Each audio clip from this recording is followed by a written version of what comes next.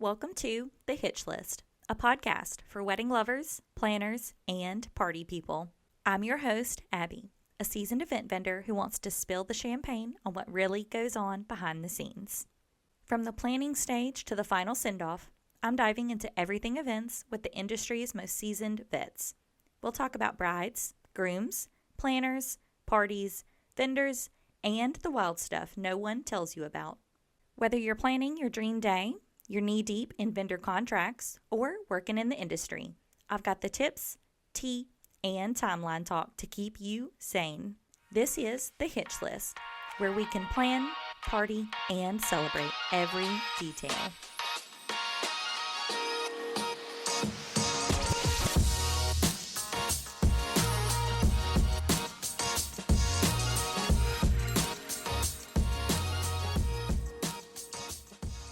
Hey friends, thanks for joining us for another episode of The Hitch List, where we get you hitched without a hitch. Ha ha ha. For today's episode, I have Crissy Cox. She is a makeup artist here with us. Crissy, tell us about what you do for the wedding and event world, not even just weddings, what you love about it, what you hate about it, how you started in the journey, and where you're at now. So I am Crissy Cox. I have been a freelance makeup artist for about the last 10 years and makeup artist overall for about 14 years now. It was something that I always knew I wanted to do. That I would say that is probably one of the most frequent questions I get is, how long have you done this and how'd you get started? And I always tell people, it's funny, when I was in 7th grade, we had a class called Career Discovery, and we just had to do like a poster board presentation on what we wanted to do when we grew up. And I did makeup artist at 12 years old. And it's just funny how much the makeup industry and the wedding industry and event industry has evolved since then, because, you know, at that point in my life, I thought the only way into this industry was to move to LA and be a makeup artist for the movie stars, and that was really it. But by the time I graduated high school in 2011, that is when Instagram just started to become a thing. And then in the like couple years to follow, the whole Kim Kardashian contour tutorials and When the YouTube Yes, when that tutorials really got big. started popping off. So I think it made makeup and getting your makeup done and having an interest in makeup artistry, aside from just the everyday Clinique face of tinted moisturizer and mascara, became more accessible to women and men. And also more interesting, you know? So, I can hire somebody to do this. I don't have to be a movie star. Exactly, because people did get their makeup done for weddings at that time, but it was more so like you went into the salon and whoever your hairstylist had been for 20 years, that's who did your hair and makeup. Whereas now it is almost every bride hires a makeup artist and a hairstylist who is not their typical stylist to come do their wedding hair and makeup. So it was definitely a big relief to know that I did not have to move thousands of miles away to be able to make this a career. So after I graduated high school, I went to cosmetology school, and, you know, I thought, well, maybe I can do hair too to kind of supplement in between. And for me, it kind of just reaffirmed that, no, I'm a makeup girl, and that is what I'm going to stick to. And from there, I worked at MAC in Edgewater Mall at Biloxi for about a year and a half. And, you know, people always will ask me if I'm self-taught or if I went to school. And yes, I did go to school, but it is definitely, at least where I went, it was a big focus on hair and then a little bit on nails and very minimal on makeup. So really working at MAC is really what kickstarted my career, I would say, just because, you know, over the span of a year and a half to 2 years, if you're doing 20 women a day coming up to the counter, even if you're not doing full makeovers, having someone ask you to help them with a smoky eye or Right. to match their foundation or to find a lipstick. When you're doing this several times a day, every day, you just can't help but to build the experience. Right. And then on the weekends when people are coming in for events, it was weddings, it was proms, it was bodybuilding shows, it was little 80-year-old women wanting to revamp their routines, and then little Love it. 3-year-olds coming in for pageants. Right. So really it was all ages, all races, all event types. It felt, I'm sure, Yeah. very educational. Not just waiting on a client to hire you. They were coming to the store where they knew they could get the expertise. Yes. And it's funny because I always tell people that I'm an introvert, and people are shocked by that. They're like, oh, but you're so bubbly and talkative. And I think that Mac and working retail and having to talk to so many Yeah. people and be a teacher, because that was a big thing there is, they didn't want people to just telling the retail secrets to come and, say like, oh, I'm here for a mascara. They would want you to kind of sit them down and show them, the Upsell new it. launches and upsell Yeah. and show different things you could pair with that, and really be a teacher, show them how to use products so that they will buy it, because if they don't know how to use something, they're not going to buy it a lot of the time. Again, providing the education that the Yes. person is coming there for, expecting. Yes. And that was honestly never my favorite thing to do.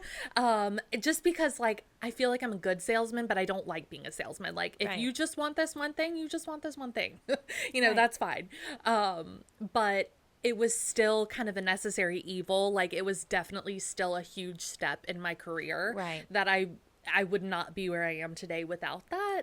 It also introduced me to other freelance artists who, again, I was not yet in this world, so I didn't really know how to even launch into it. Right. And so meeting other artists who had already been established in the freelance world, getting to work with them as their second artist in weddings and see how the day runs and how they approach clients and things like that, that was very helpful. And I still have some of those friendships to this day.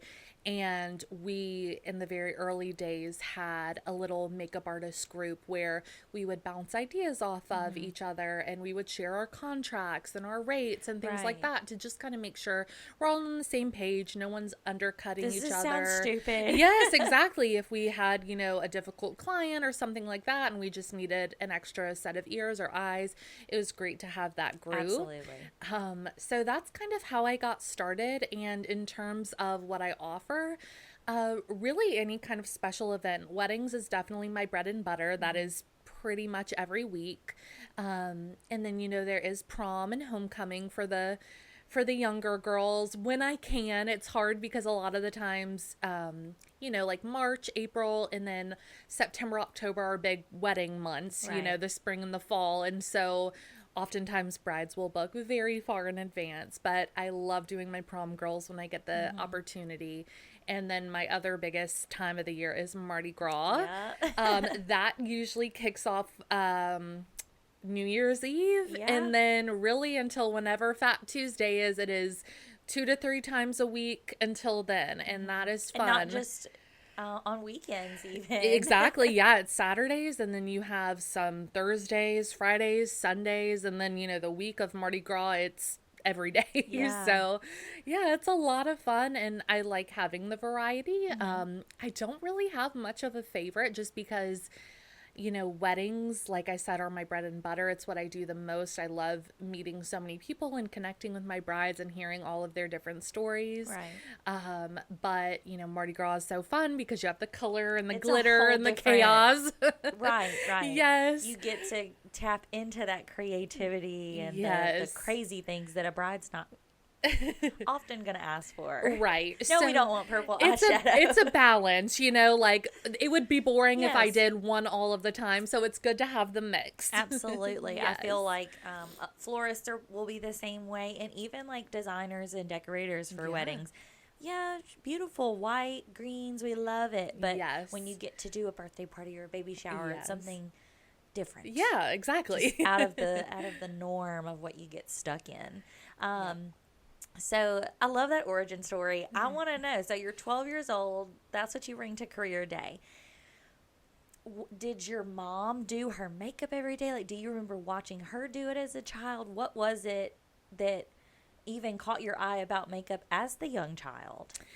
So it's funny because thinking back, my aunt always tells me when I was probably 3 or 4 years old, I had like a play makeup kit. And It was just a it was random real gift or makeup, something. but yes, it was Yeah. just, you know, a little kid's thing. Yeah. And she has me, I think on video, putting makeup on my uncle saying, "You need more color."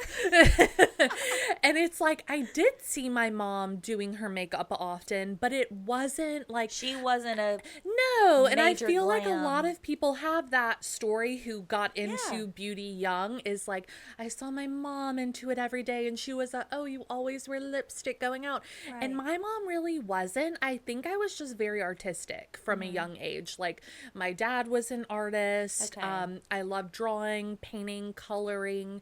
I was just very into all of that, and makeup was just one more thing to be You creative. got that gift set at the perfect time. Yes, exactly. And then I remember kind of going into middle school.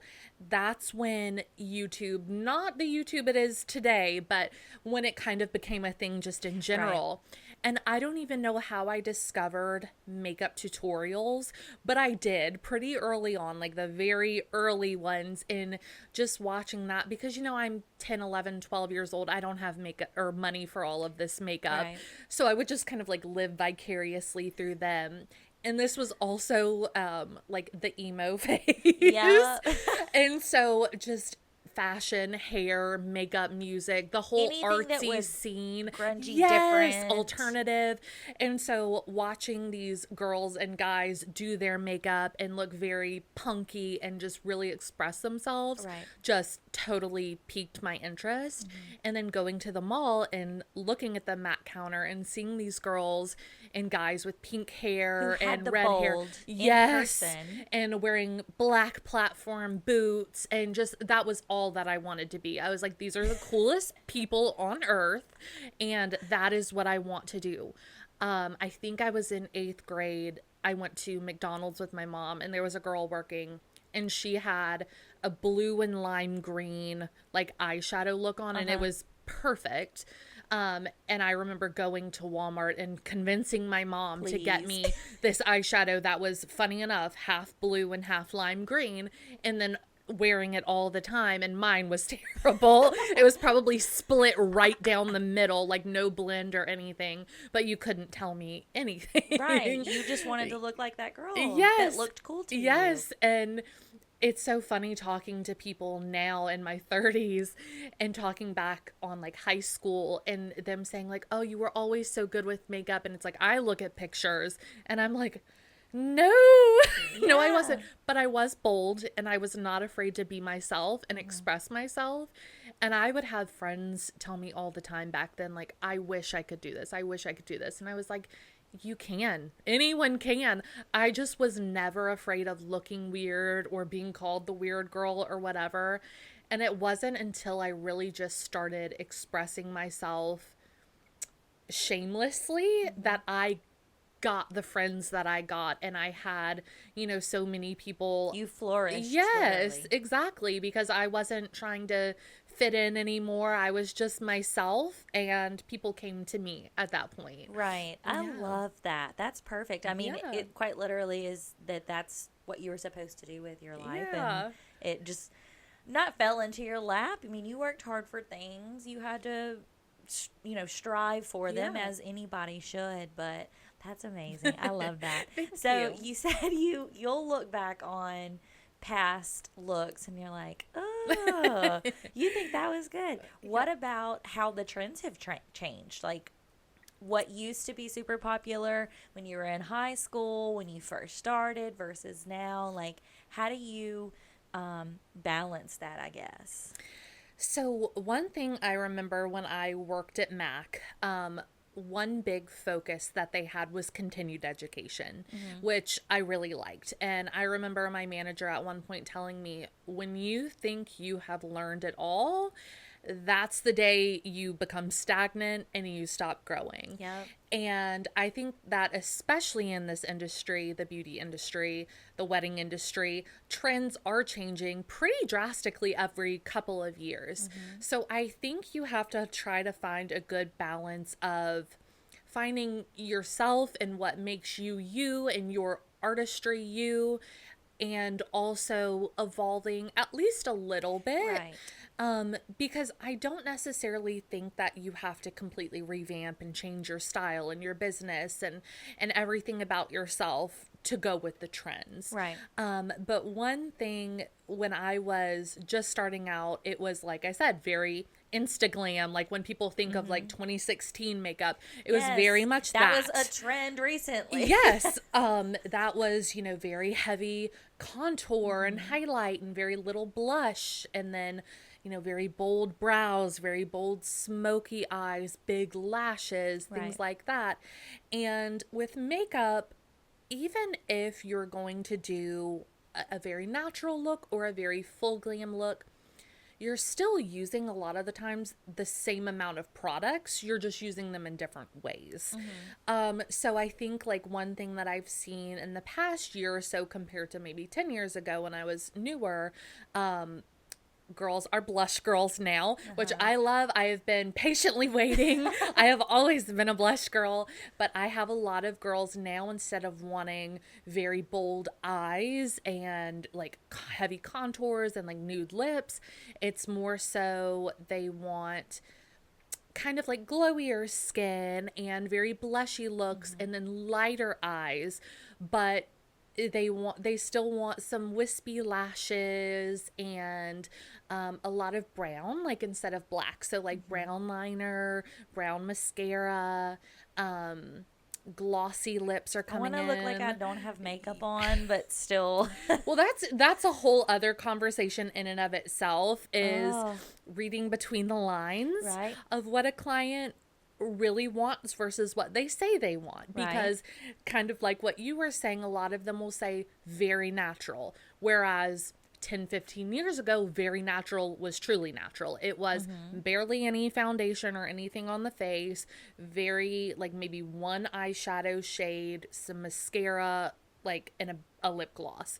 It was truly natural. Whereas nowadays they want a full face. Sometimes they even want like very full coverage. They want a full contour. They want blushy, but they want neutral colors. Like they want the softer eyeshadow. They want maybe a brown smoked out wing instead of a harsher black, but they still want every part of their face touched. They just and to don't look know like they're that's wearing makeup. Yes. what it's called. Yes. And so that is something that I have learned over the years, is to ask a lot of questions. And even when a client shows me a picture, don't take that for granted, as face value.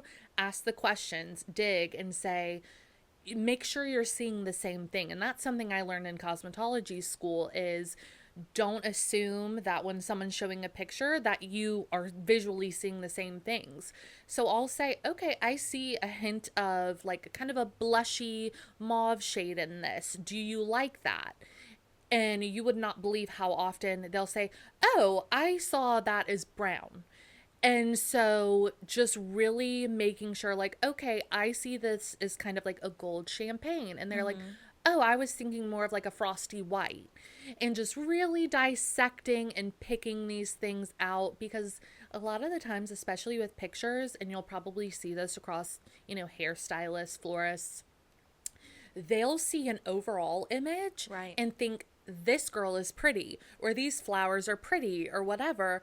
But they don't necessarily think how that will translate on themselves. And so you're like, okay, well, yes, her makeup is beautiful, but do you like pink lipstick? Oh, no. I like brown lipstick, or I prefer mine to be more nude, or I like a bold lip, or whatever. So not going in with assumptions about anything is a huge part of that. Like you're saying, you ask all of those questions, you keep that line of communication going consistently, because they are showing it to you as the expert, and it is your job at that point to dissect what they're showing you, and like you said, pick it apart, ask them all of the specifics. I mean, yeah, absolutely. It also depends on how visual that person is. Yeah.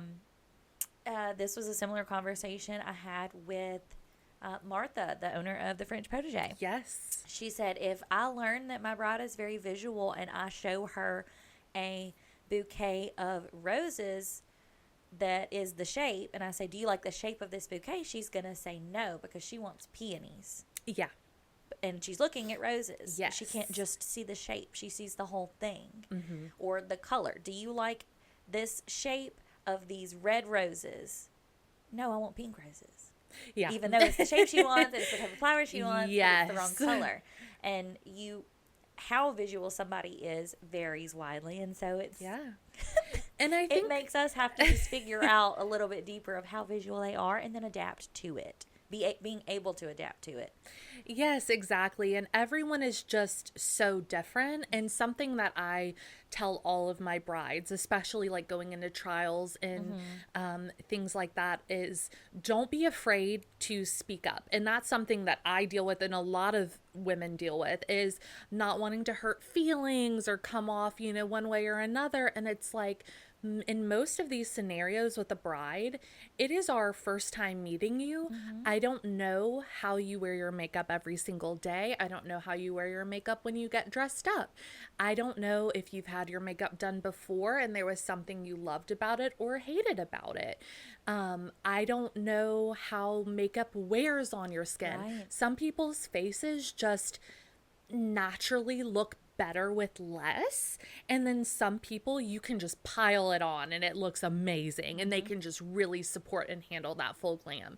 So none of this stuff are you going to know upon first meeting someone. So it really is a very collaborative process of hearing, what they want, seeing and trying to get a visual of what they want, me giving them a trial or that kind of first run, and then going from there, and a lot of the times I'll say, like, you can give me your initial thoughts as soon as we finish, but also too, don't feel pressured to give me all of your thoughts in this first 10 seconds after you look in the mirror. You can text me later tonight after you've worn it, you've gotten your bridal photos back, you see how it photographs, you maybe get some opinions from your friends and family.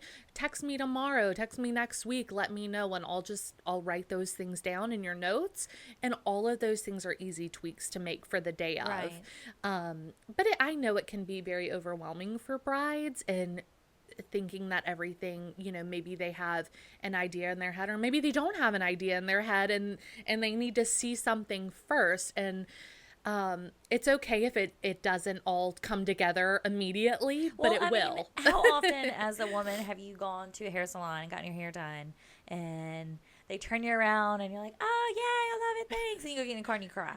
Every time. Like, yes. It's happened to all of us. Yes. And you didn't want to hurt that other woman's feeling who just spent an hour doing things to you. Yes. So absolutely, you'd be so worried about hurting their feelings. During the process, do you show them progress steps, especially within a trial? Like, okay, I just finished the eyeliner. Do you like it? So funny enough, with makeup, I usually don't. Okay. And this might be polarizing for some artists. Makeup can be hard because with makeup, it usually looks worse before it looks better. Right. So I usually try not to, whether it's the trial or the day of or whenever, I usually try not to either give a mirror to the client or sit them in front of a mirror, just because, so in the process, I do eyes first before the face is done. And that can be... Yes, there can be eyeshadow fallout. There can be shimmer fallout. The eyeshadow can look absolutely crazy before it's balanced out with liner and the lashes. Right. And, before the brows are done, before all of that, fallout is wiped away.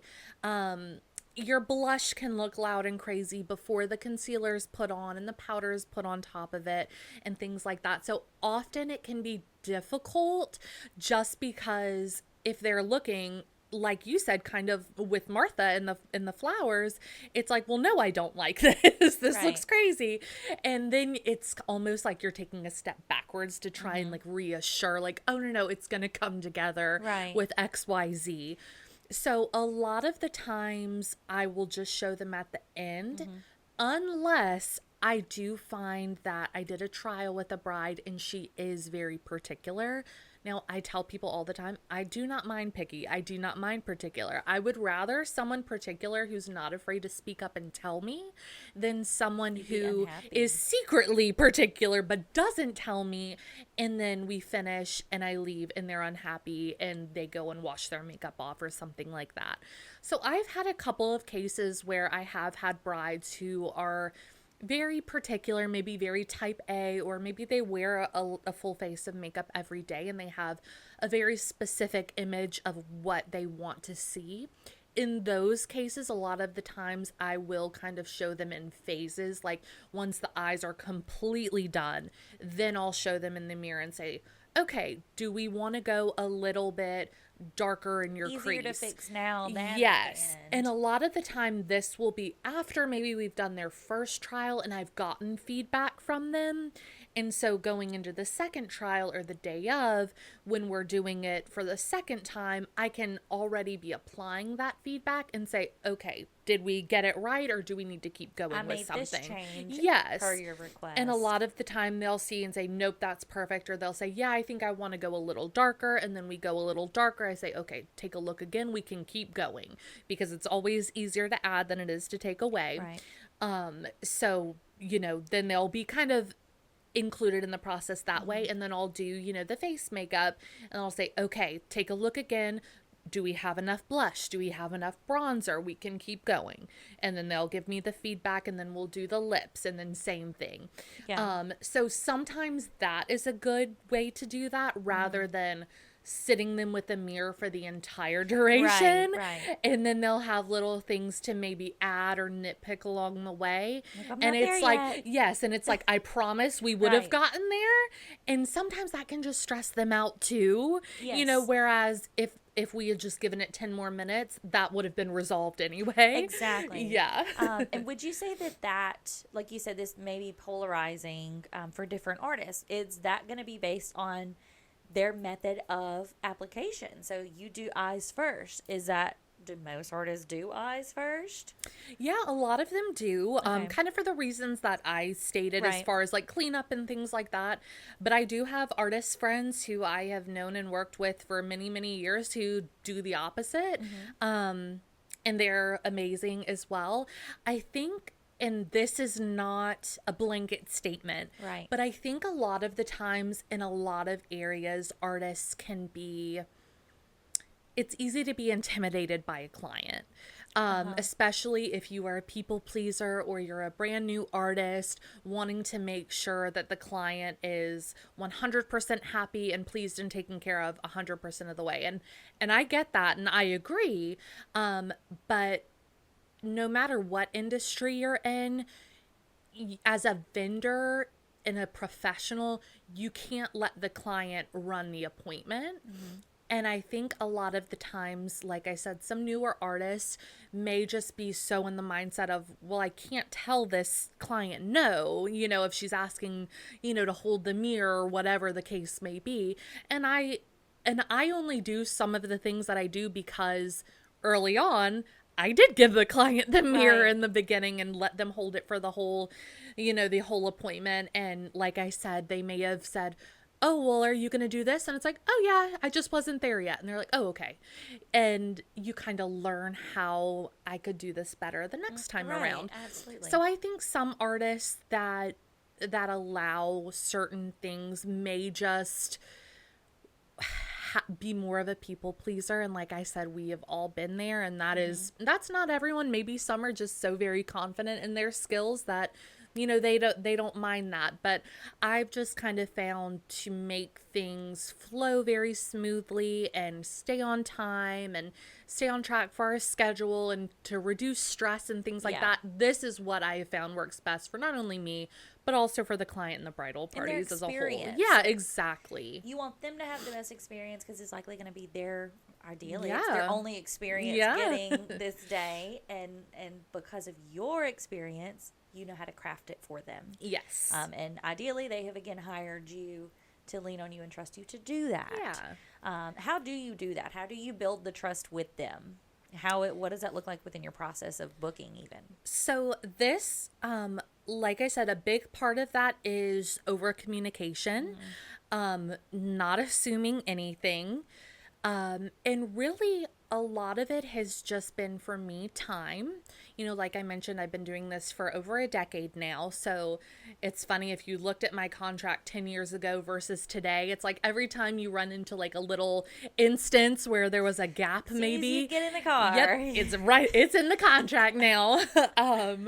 So for me, I think a big thing that I've heard from clients has been, I'll have a client reach out to me, and even if I'm not available, I will get back to them right away and say, hey, I'm so sorry, I'm not available for this date. And then I'll try to offer up other referrals for them. And I have had so many brides tell me, you are the only artist out of 3, 4, 5, 6 that have even replied to me. Huh. So yeah, that's kind of been a little shocking to me over the years. But communication starts there. And I don't want to... You're not just an artist. You also Yeah. own a business and have to do the admin part of that. And that's honestly, and I'll get into that more, but that is a huge, almost as much as the artistry itself. So I would say good communication is one of the top things. And I don't want to confuse that with being available 24/7 necessarily. I do think that healthy boundaries for any business is important. But just replying to people in a timely manner. And also too, I think even though healthy boundaries are important, I think it is important for artists, especially newer artists that are trying to get established, to remember we are in a very, people want it here and now kind of industry. And I'm kind of one of those people, if I'm on my phone scrolling at 11 p.m. and I get an inquiry, I respond, and I'm not going to blame others who don't. But my thing is I'm here. It'll take me less than 5 minutes, to send a response to them. Is that not a thing? Like, if a task takes you less than 5 minutes, just go ahead and do it. Yes, exactly. To avoid the procrastination. Yeah, and a lot of the time, because it also too, if I see it and I don't respond, it's probably gone. So responding in a timely manner, and also like how I would want to be communicated with as a customer or a client, I think is really important. Being a professional, having a professional contract, having my rates set in stone as they are.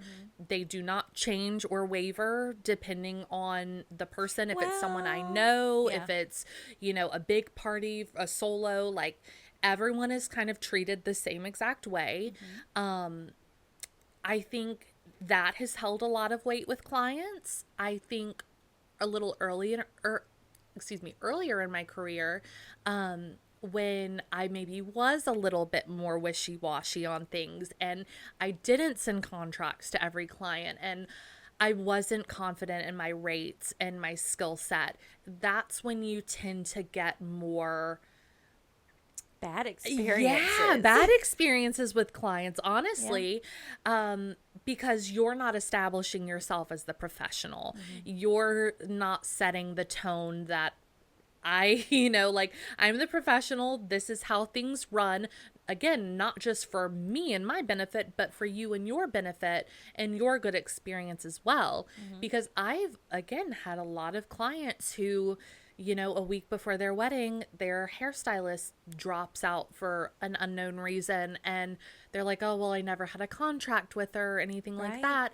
And unfortunately, like, a contract is there to protect your both artist parties and the bride, because there have been a couple of times in my career where I have had to cancel last minute for illness or, something else, and it's devastating. But in all cases, I've provided, referrals, and it's not just, oh, here's someone else you can call, best of luck.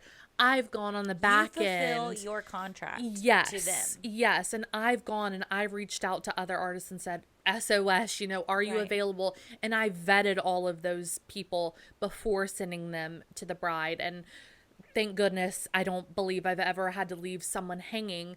But when you are maybe not a true professional, you don't have a contract to cover, there's really nothing protecting either of you. And that vendor can at any time drop out and say, best of luck, Right. go figure it out. And at that point, you rely on their good graces to maybe, hopefully, find somebody for you. Find a replacement.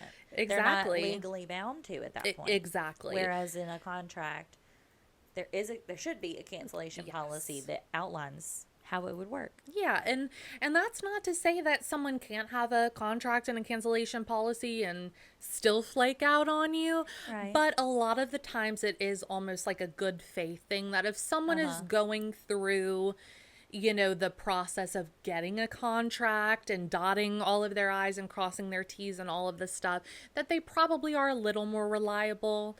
And then, like I mentioned, in the trials and things like that, just being sure to really make them feel comfortable, understanding that you can tell me anything. You don't have to be afraid. Like, this is not personal for me, because I think a lot of artists can struggle with that, especially in the beginning, because it is our art. And so we objectively think that it's beautiful and we're proud of our work. And it can be heartbreaking when someone looks in a mirror and they're not like, oh my God, I love it. Right. But just kind of removing yourself from that a little bit and taking a step back and saying, like, this is your face. This is your money. I don't think you need more eyeshadow, but you're telling me you want it. And that's the funny thing, is a lot of times when they're a little unsure of something, they'll say, well, what do you think? And I always say, well, of course I think it looks beautiful, but I'm not the one wearing it. So if you think it's a little too bold, we'll tone it down. Or if you don't think it's bold enough, we'll amp it up. Like, if you are a blush girl and you want more blush, we'll put more blush on. Like, there's no right or wrongs in makeup and hair. It's not one size fits all. So like I mentioned, it's most of the time, it's my first time meeting you, my first time working with you. So it is very much a collaborative effort. So really, I think just being communicative, open to feedback and constructive criticism if needed, and then just knowing when to be a professional, when you can work with someone on something, even if maybe you're bending a little bit. If you know at the end of the day, this isn't going to cost me anything, this isn't going to hurt me, this is only going to help them and their experience with me, I'm always going to do what I can for a client. But then also knowing, like, if you do have to put your foot down or enforce a contract or, something like that, like, that's okay. I'm the professional. And even if I get anxious about that, 99 times out of 100, if I do that and then I'm like, the client's like, okay, no problem. They're not gonna bat an eye. Yeah. They're like, okay, because I was the professional and all you can do is ask, that as a client. So I get it literally, too. you're just running a business the right way. Exactly. Not even just makeup, just I mean, as a business owner, those are yes, you need to it's be able 101. to do all of those things. Exactly. And I think it's hard because a lot of the time with makeup artists, we're freelancers. We don't work with a big company, so it can feel like the client is working with us as an individual person rather than us as a business. Right. And so, we want to do things to accommodate and not make someone mad and not upset someone and all of this stuff. But like I said, you really kind of have to learn how to separate the two. And you'd be shocked how easygoing most people are. Right. And they understand that you are a business and you do have rules and they're okay with that. Well, at that point too, especially within weddings, they have hired other businesses, exactly. a catering team, a venue, a planner, photographer, all of the other vendors. And so what's yet another contract, yet another business entity that I'm talking with, whether it's one person who's a freelance artist or whether it is a group out of a salon. Yeah. Exactly. And so many of these things are just us getting in our own heads. Absolutely. Which how can you Yeah. not? I mean, Yeah. it just as much as they're humans, we are too. Exactly. So what do you do when you have a client opt out of a trial? Funny enough, That's a scary thing. I don't have a lot of brides that don't get trials.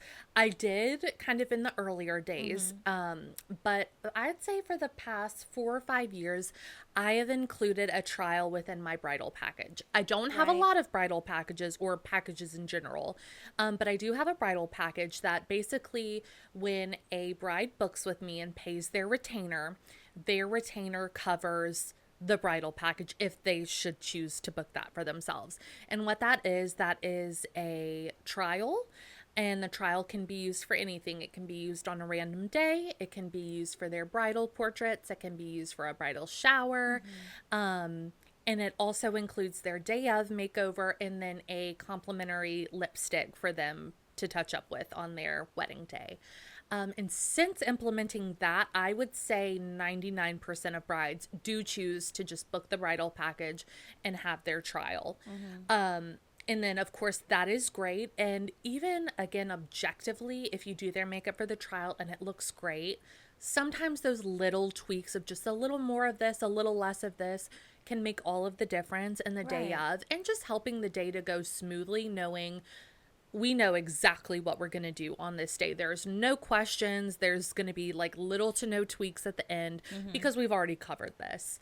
But the bride that does choose to not get a trial, funny enough, these are usually the easiest going brides. Really? Well, and I'm sure, do you build your timeline with just a little bit? I do a lot of the time like to do a buffer, but I do that typically no matter what, just because with a wedding day, you're not just dealing with one person most of the time. You're dealing with an entire bridal party, the moms, the other vendors coming in. There's a lot of happenings. So how many interruptions are we going to have? Exactly. So I usually like to build in my regular timeline plus a 30-minute buffer no matter what. And honestly, I've kind of gotten to a point where I'm typically finishing ahead of my timeline, which is great. But I still like to add that buffer regardless, just because you never know if you're going to get there and everyone's still asleep or you get there and the venue owner hasn't opened the venue yet or whatever the case may be. So you just never know. Right. But a lot of the times the brides who are just like, meh, I don't need a trial. I've either worked with them before. Maybe they've been in a previous wedding that I've done, or they're a longtime client and it's finally their day and they're just confident that, we're going to be able to do something great together. Or it is just such a laid back type B bride that they're like, I'm going to like it no Full matter glam, what. Whatever. Literally. So make me look cool. Honestly, I have not had an instance in the past few years where we haven't done a trial and it's just gone bad the day of. Oh, gosh. Thank goodness, knock on wood. That's but awesome. Yeah, so usually those are the chill ones. Yeah. And so how often you have your number going into the day? Like, how many faces you're going to be doing. How often is it, can you add me to it? Oh, let me jump in. Do you have an extra 10 minutes? Can I borrow that? Yes. Again, this is just something that over time has gotten better. Okay. I would say still at least one in every 4 to 5 weddings, you'll get one where the lone bridesmaid who did not get put on the schedule sees everybody else that day, and then they feel a little left out and want to get added on. And a lot of the time, if we do have that buffer and we are doing good on time, I always say if we can fit it in at the end of the day, once the bride and everyone who has already paid, yes, then I am more than happy. But if it is looking like, we have 8 people and there is absolutely no time at all, then I just have to tell them, I'm so sorry, we don't have the time. And they're always understanding. They know. Right. But it does happen occasionally, and I do feel bad when it does happen, but hopefully maybe they know the next time. Right. Well, that's where they're in you the have wedding. your contracts, and that's where you're having to say, nope, I have to be the professional business owner in this instance, not the sweet Crissy who wants to please everybody. Yeah, Exactly. Because that's the absolutely. thing. I don't like saying, oh, if I can squeeze you in, because if I'm going to fit in another client, they're going to get the best of me regardless. Like, I'm not Gonna just rush. rushing to give you a 20-minute face. Like, no, you're paying the full rate. I want you to have the full experience, but there's either time or there's not, Right. and this is something that I always, when booking a client, I always ask for, the approximate ready by time, the approximate number of girls, that sort of thing. But I will always touch base with them or their planner at least once or twice before the day of, Right. just to kind of wrap that up, because it is very often that details such as the number of girls, the time they need to be ready by, maybe where they're getting ready at that day, that is very frequently changing, as you know. Yeah. So I always try to give them like another, like, just making sure. And, that's also something too in the opposite direction, that if it needs to change, like if someone drops out or whatever, and it's a few weeks beforehand, that is something I have in my contract, that things need to kind of be firmed up a little bit ahead of time, especially if I have a second artist. Because it can, mess some things up a little bit, throw a wrench in the system if they book, say, from 14 girls and that drops to 6. Right. But if it's one girl, went into labor, or, her flight didn't make it, like I said, if I can be lenient and a human being and give grace where I can, I'm always going to. Absolutely. No, that makes perfect sense, and just goes back to walking the line of being a personal business and owner business. versus being a human being that understands that sometimes life does just happen, and that is okay. And you're but also you're not going to show up on wedding day. All right, how many people am I doing? What time we gotta be ready today? Exactly. Which can happen when it's not a tried and true artist who does have contracts, who has the experience, who is just, I like to do makeup. Yes. Yes, because I think that is some good feedback I've gotten over the years, is just oftentimes when people hire me, it's just like, oh my gosh, we're ahead of schedule. This is so nice. At so-and-so's wedding last month, we were, so rushed at the end, and we were 2 hours late. And it's because, I do have the list of girls 2, 3, 4 weeks beforehand. We have made a tentative schedule. We have plugged in names so that the bride can divvy that out to her girls beforehand, so they know, like, maybe they didn't stay with them the night before, but they know what time to be there in the morning. They know when to plan their Starbucks run that day. They know when to get their hair done, that in the schedule, that sort of a thing. And then we do have that buffer time. So there are really very few variables going into the day of to make it late or, kind of derail things. Whereas, if you have someone newer that doesn't have a contract, doesn't have a schedule, and it is just kind of willy-nilly, and it's like, okay, who's ready to sit in the chair? No one wants to go first. Everyone's tired. I've had so many brides who grumble at it within my questionnaire of how many girls, what order do you want them to have it done in? How long does your artist take? Just all of the things to assist with building that, especially if it is an artist who doesn't have their own, who doesn't build that shell out, have those logistical things in place. Like, no, because inevitably that's what happens. All right, who's next? And then everybody grumbles for 10 minutes about not wanting to go next. Yep. And we've wasted 10 minutes. Exactly. And, I've had to have that conversation with brides many times on the day of, like, hey, I know Ashley was supposed to be next, but we're 5 minutes past and, she hasn't made it here yet. Can we move on to the next girl? It doesn't matter. We just need butts in seats. That is pretty much all stylists can agree. It's fine. Yes, I'm like, it doesn't really matter, if we go off schedule just a bit, but in order to keep things moving, we have to, someone has to sit. Yes. And like I said, usually if you kind of are the professional, no one's going to balk at that. Exactly. But it's like, a lot of the time the bride's already maybe a little stressed that day. The bridesmaids are tired, hungover, or whatever. No one wants to make a decision. So as the professional, you do have to Not speak up. letting them Yes, run it. run the show. Exactly. You have to be the ringleader, and it's not like you're being bossy or whatever. It's to keep everyone hired else me good. for this expertise, so yeah, let and they me do it. appreciate it in the end. Yes, I love that. Yes. So, talking about the contract, do you have any clauses in there that when clients get it, they always come back with a question about it that makes them go, huh? I try to keep my contract pretty straightforward.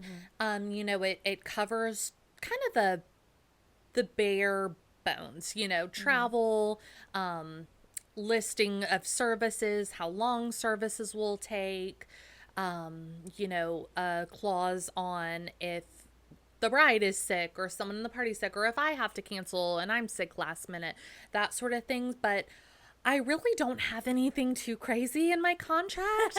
I'm actually kind of surprised sometimes. Like, I'll send a contract and like 3 minutes later, I'll get a notification, so-and-so signed your contract. I'm like, did you even read that? But it really is very straightforward. Yeah. Mine isn't super legally jargony. So I don't have, That's too where some of those questions can stem from is, well, what does indemnification mean? And also it means this. I'm like, oh.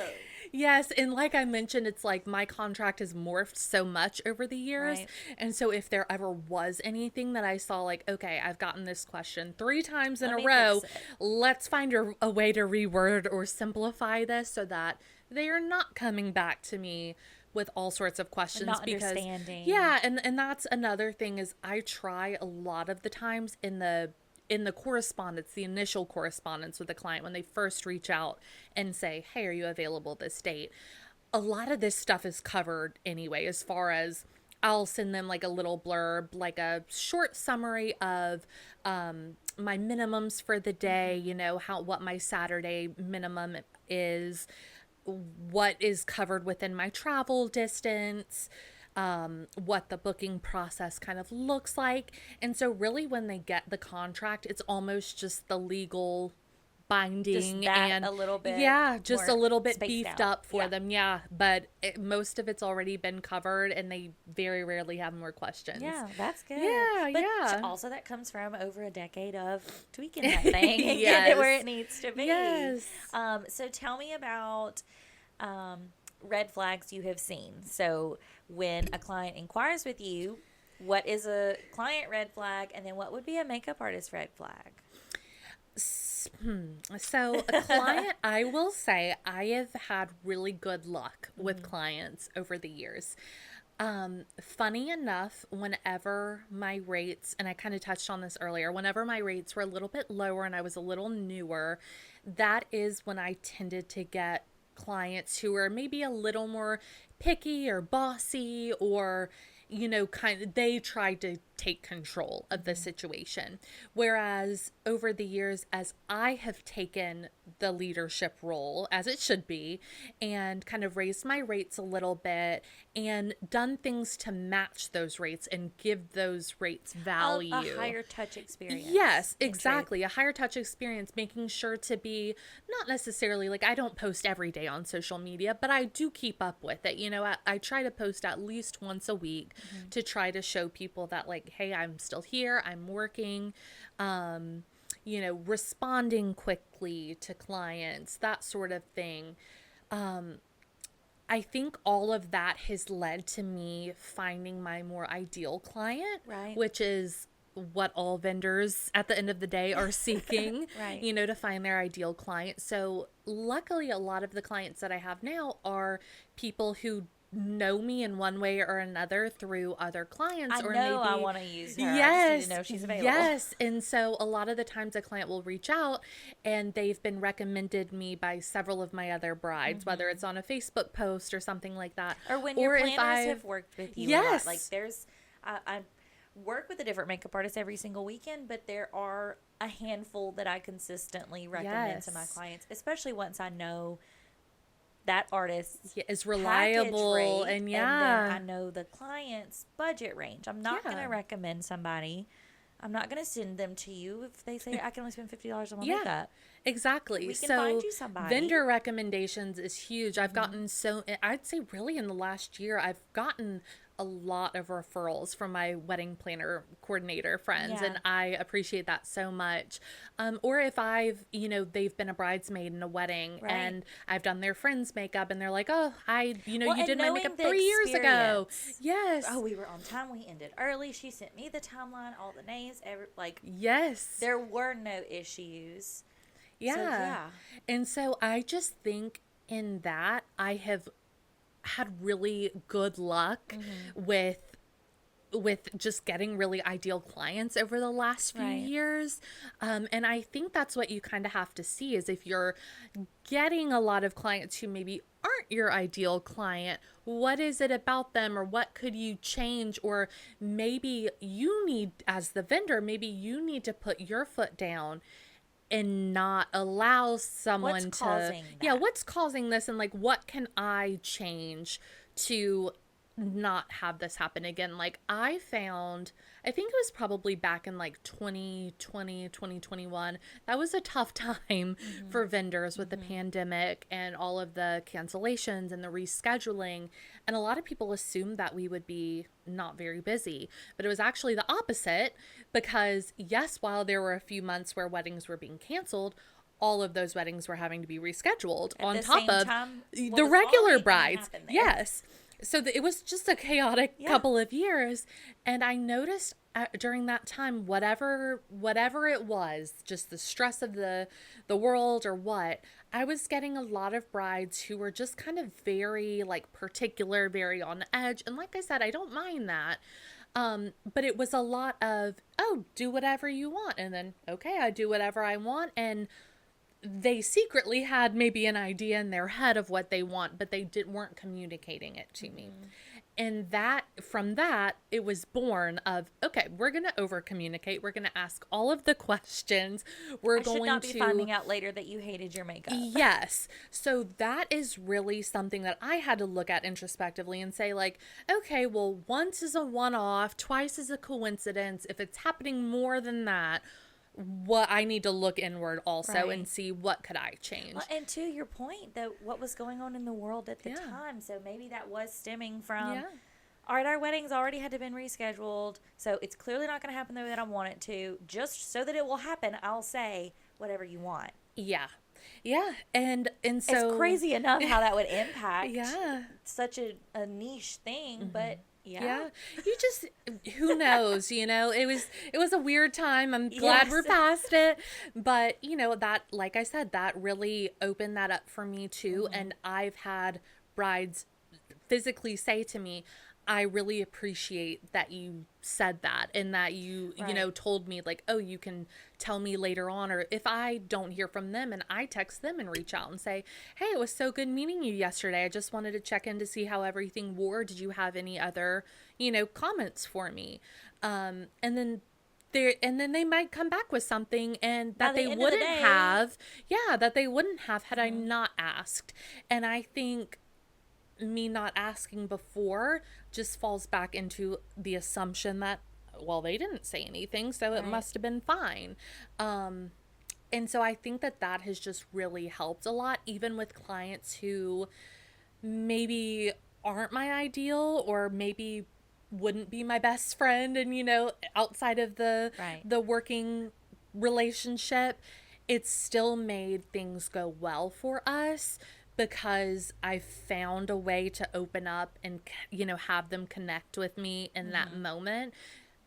Because not ever, like, you will have some clients who you're like, oh my gosh, we're soul sisters. Like, they're so cool. We just vibed. And then some may not be like that, and that is a-okay. But you still have to find a way to just connect with them. Yes. And to make the most of it. I, again, have been very lucky, and this may just come with my experience and over the years finding ways to mitigate these things. I know some vendors just have clients that are straight up abusive to them, and I luckily have not dealt with that too much. But I think, finding ways to, even if it's not super direct, to put your foot down and say like, no, we're not doing it like that. Redirect the path. Yes, that just we're try to on. redirect, if you see it kind of going awry. But really, I think if you just have a good process that works every single time, trying not to stray from that. Kind of like I said in the very beginning, everyone gets treated the same way. They get the same contract, they get the same rates, they get the same travel fees, that all the things. The same over If you're communication. yes, so if you just stick to that, you stick to how your day rolls, it's usually when you start bending too much and they ask for an inch and then take a mile situation, that is typically when things start derailing. Yeah. When you start straying too far off of what is Develop going your to work. processes and stick to them. Exactly, because they work for a reason. Yes. Yes, you have them for a reason. Yeah, I mean, workflows, yes. Yeah. Not even just with makeup, with any... Yes, any business. Yeah. Yeah. And business coaches over here. Exactly. Well, it's kind of like I mentioned earlier, when hiring a good makeup artist or hairstylist or anything, half of it is going to be the artistry itself, and then half of it is the business.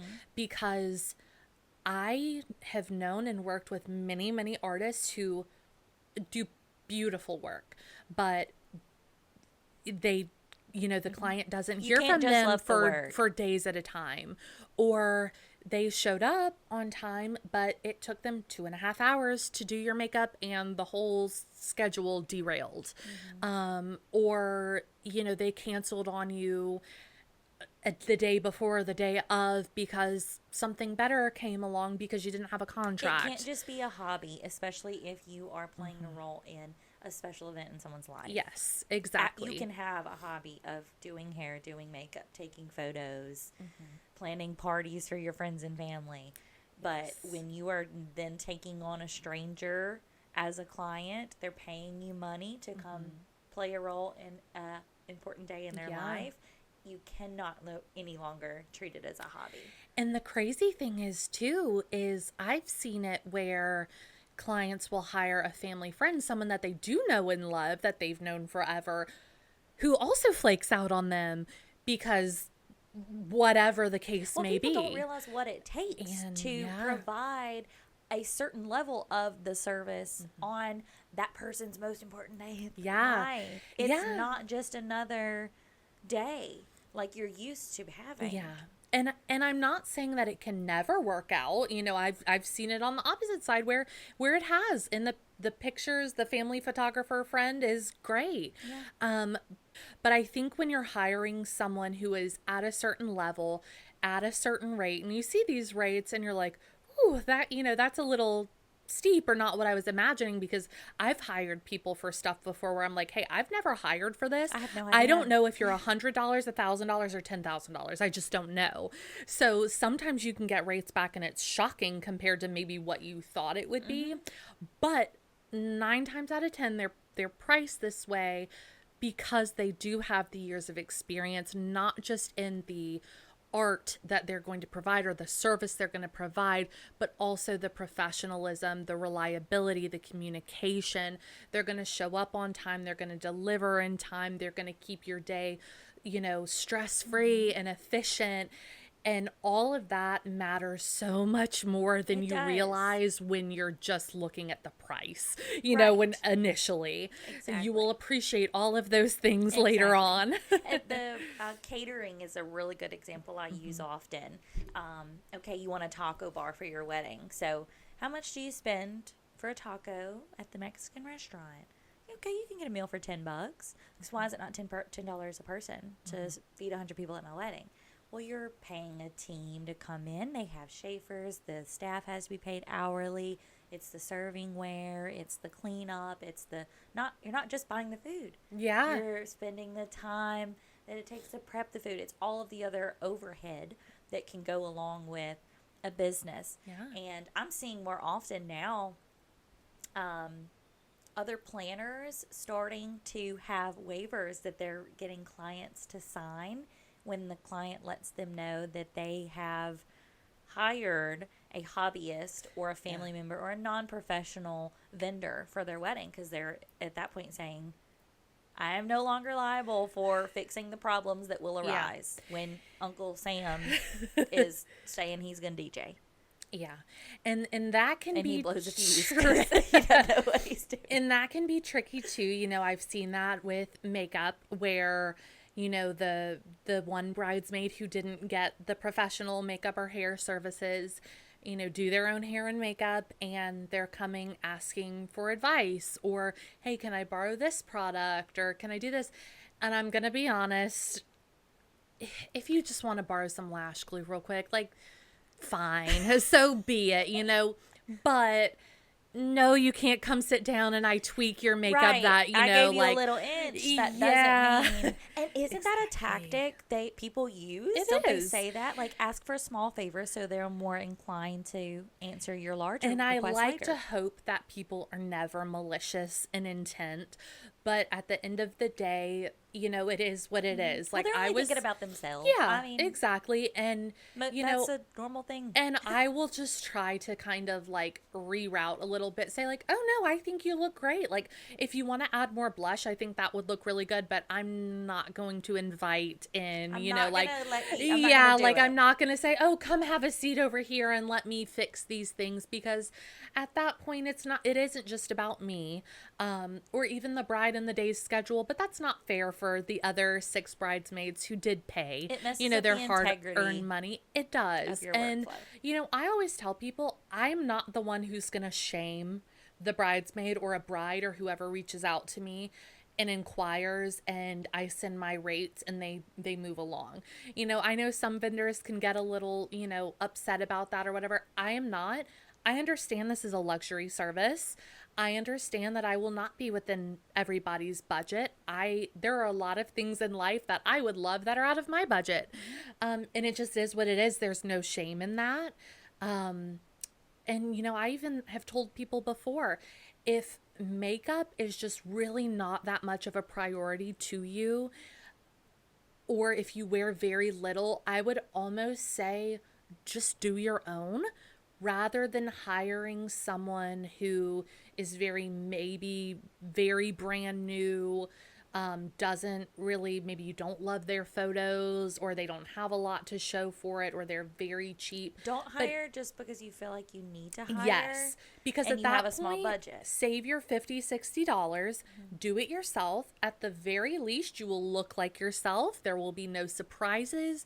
You won't have anyone who's going to put you out of, you know, your schedule for the day. Just do it yourself. But if it is a priority for you, then I would recommend hiring a professional that, you know, you've heard good things about, whether it's from your friends, that your you love vendors, their and you photos. love their work. Yes, exactly. Because, you know, a lot of people will splurge on their venue and their photographer.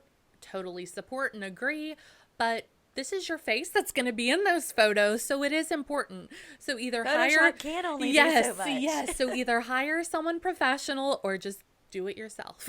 Right, is right. my best advice for that. Exactly. So, talking about advice for clients, what about what red flags should they look for when hiring an artist? I think the biggest one, and I've said this 10 times already, communication, good communication. If you find in the very, very beginning of your correspondences with somebody, if you see that there are any red flags or pink flags, like, oh yeah, you know, she responded at first, but now it's been 4 days since I've heard from her, and then I followed up again and it's been a week, like how long should I wait? I would say at that point, if you're having questions before a contract is even signed, or, you know, before you even had your trial or something like that, that to me would be a red flag. And it's not to say that this artist is bad. I know some vendors who are amazing. They're going to show up. They're going to do a great job. But yeah, they're just not the best texters or the best emailers. To get a response. But yeah, and I know that that is something that's important to some clients, and understandably so. So if good communication or very frequent communication is something that is important to you as a client, and you're not getting that right off the front, you're not going to be happy. then you're not going to be a good fit with this vendor. If you like very full glam, very Kim K movie star glam, and you're looking at someone's work and you see that they do only very soft natural glam looks, or vice versa. If you're a very soft natural bride and you're looking through someone's portfolio and you're only seeing full glam, maybe that isn't the best fit. Now, maybe you could do a trial and they could surprise you, and if you're very communicative and describing what you want and you have a picture, they maybe could do what you wanted. But if someone is showing you right up front without any words being shown, like, hey, this is my specialty, this is what I can do, maybe keep looking. If a vendor doesn't have a contract, again, if they just say, oh, I'll be there, this is probably not someone who has a ton of experience. Again, I'm speaking for the majority. I'm sure there are some anomalies, but a lot of the time, this may not be someone who has been doing this a long time or has that professional experience. And that's just something in the back of your mind that you're gonna maybe have to worry about is this person gonna be there when they say they're gonna be there? So yeah, I think those are the big three is check their portfolio, and this goes for any vendor, florist, hair, makeup, anything. Check their portfolio. Make sure they are the type of communicator that you are looking for, and make sure they have a contract. Yes, absolutely. Yes. I love all of that. Yeah. So is there anything that we didn't touch on that you maybe wanted to chat about or make listeners aware of? I think, and we kind of touched on this a little bit, I think relying on your other vendors that maybe you've already hired or your planners to recommend other vendors to you is such a great resource. I think we can take it for granted sometimes because we know so many vendors, being in the industry, but a lot of the times brides don't, they don't have a plethora of hair, makeup, venues, photographers, all of the things, at their disposal. So whenever I get asked by a bride, like, do you know any hairstylists? And I'm able to recommend 2 to 3 girls who I've worked with time and time again, who I know they're going to show up, they're going to stick to the schedule, they're going to do a great job, they're sweet, like they're well-mannered, all of those things. We've already done that vetting because we're not going to recommend someone who you are not going to work with. Yes, like I would never recommend someone who I wouldn't personally hire for myself. And so when I show up to a wedding and they have a planner or a photographer or a hairstylist who I know and love and I had recommended them to them, I know like this day is going to go by so smoothly. Well, your vendors have a network for a reason. Yeah. Not just, and not even just other vendor types. So I have other planners who I know I can fall back on if needed. You said, you have other girls that you will vet and see if they're available in case that there's an emergency and you're not able to be there. So we have a network of other vendor types, and then we have a network of our same vendor type. Yeah. And it's important that we have that and trust in it. Yeah, and I've even had clients before who I wasn't available, and then I've given them some referrals and they've followed up with those referrals and they weren't available, and then they'll come back to me like the next day and say, hey, so and so wasn't available, but someone else recommended this person. Do you have any? Yeah, do you know? And I always keep it professional, but I will, be honest with them, like, oh, she does beautiful work, but I have, had to cover a wedding that she canceled on last minute before, without any, backup or reasoning, and because or I've never worked with them. Yes, I don't know. that too. And, and I've had to do that before too. I've given recommendations and I've said, just FYI, I've seen her work. It's absolutely beautiful, but I've never personally worked with her. Right. So, make sure you talk with her and ask the questions that you need to ask yourself. But yeah, I say just asking as many resources as you can just be such a help. Beyond sometimes like getting recommendations from your Facebook friends is great. It's a great way to start. Groups on yeah, Facebook. Absolutely. I've gotten a plenty of weddings from those, and that's great. But also just asking your close friends or your other vendors, hey, have you worked with this? Because I've worked with some brides who, have vented to me or complained to me about vendors later on. And it's like, man, I wish I had known. Right. Because I could have told you or I could have warned I'm not you. surprised. Yeah, I was like, dang, I've had that happen with 3 other brides this year, Right. with that venue owner or, Yes. whatever. So, yeah, I think just relying on your other vendors can be such a good resource. Well, they're, like you said, they're the ones in the industry. And Yeah. you maybe have never done it before. Yeah. Likely never have done it before. Yes. I love all of that. Yeah. So if nobody listens to anything that we talk about, what is the one big takeaway you want listeners to have? Just one. Oh gosh. Communicate with your vendors. I love it. Your hairstylist, your makeup artist. We are professionals. We are not mind readers. We are not magicians. Don't assume we know what you want, what you like, what you dislike. Don't be afraid of hurting our feelings. Right. Like, you can speak to us. We want this day to be perfect in the same way that you want this day to be perfect. So if you feel like there is a miscommunication, if something has been lost in the void, if you feel like, one of your vendors just isn't nailing it in one department, don't secretly and quietly hold this resentment. Tell them, communicate to them, and it doesn't have to be ugly. It, shouldn't ever have to be, but I think if you find a way to communicate in any way what you are looking for, what you're not looking for, most of the time your vendors are going to want to try and make you happy and be on the same page with you.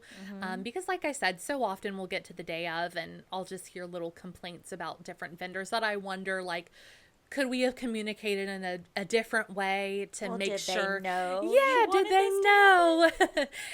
And like I said, I know some things you don't know until you do know. Right. But I think communication is a big one, and it's something in this newer generation with technology and stuff is kind of a lost art sometimes. We get a little timid to communicate our wants and needs, but this is your day. You're spending a lot of money, and it should be as perfect as it can be. Absolutely. So, Communication. Communication. Yep. I think we say it on every episode, but I'm going to do merchandise at some point and Yes. I mean, it really will help any relationship in your life. Absolutely. Yes. I tell my brides that, especially for coordination, not even just the full service planning, I cannot execute it if you don't communicate it to me. So every little bitty nitty gritty detail is not too much to know. Absolutely. Even random family dynamics. Yeah. Yeah. So and so cannot be in a picture together. They do not like each other. Yes. Yes. I will type it in there, and then nobody gets to read that binder. Yeah, and then you're not stressed going into the day of. Exactly. Like, I had a bride a couple weeks ago that wanted to change a few little things from her trial, and she's like, oh, one more thing, I'm sorry. One more thing, I'm sorry. And I was like, no. I was like, don't be sorry. Tell me. You tell me. Yes, please tell me. Like, you're not, like, don't be sitting there nervous about that. You know, like, just tell me, and we're good. Like, these things take no time, to change. So it will be worse if you don't tell me. Yes, exactly. Literally. So, how can potential clients reach you? Really, any of my social media. I'm on Facebook and Instagram. Facebook is Crissy Cox Makeup Artist. Instagram is Crissy Cox MUA. Also through email, ChristinaBCox@gmail.com, or they can text or call me, 228-243-4859. Any way you reach out, I will be happy to chat with you. Yep, I'll message you back quickly, even if it's 11 p.m. and if I'm awake. I love it. And I'll link at least social medias and your email in the show notes. I won't put your phone number on blast if you don't want me to. Totally up to you.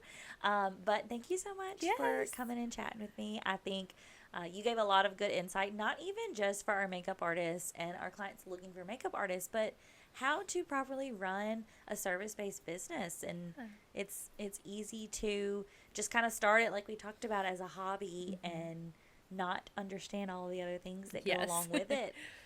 And you learn as you go, but you got to keep learning. Yes, always. Yes. Well, thanks again. Yes, thank you for having me. And I will see you guys at the next one. Bye. Bye. Thanks for listening to The Hitch List. Don't forget to subscribe, leave a review, and share your wins and woes. I want to celebrate or commiserate with you. Until next time, where creativity meets celebration and details matter. Want to be featured as an event vendor on The Hitch List? Send me a message. I'd love to share your stories and behind-the-scenes moments.